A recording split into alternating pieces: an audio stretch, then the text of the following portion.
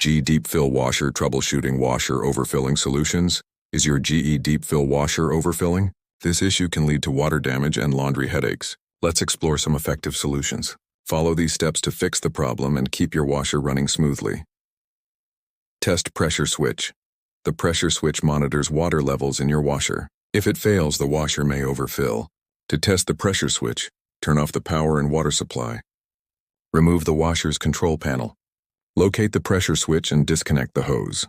Check for blockages in the hose. Use a multimeter to test the switch for continuity. If the switch is faulty, replace it with a new one. Inspect water inlet valve. The water inlet valve controls water flow into the washer. A malfunctioning valve can cause overfilling. Follow these steps to inspect the valve.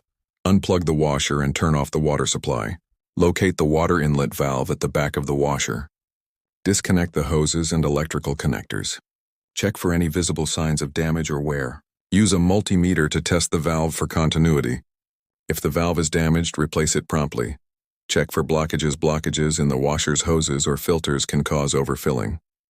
To check for blockages, turn off the power and water supply. Disconnect the hoses from the washer. Inspect each hose for blockages or kinks. Clean the hoses thoroughly to remove any debris. Check the filters for clogs and clean them if necessary. Reattach the hoses and ensure they are secure. By following these steps, you can solve your washer overfilling issue. Regular maintenance can prevent future problems and keep your washer in top condition. Noted, if you want to know more details, you can visit this website, HelloTroubleshooting.com.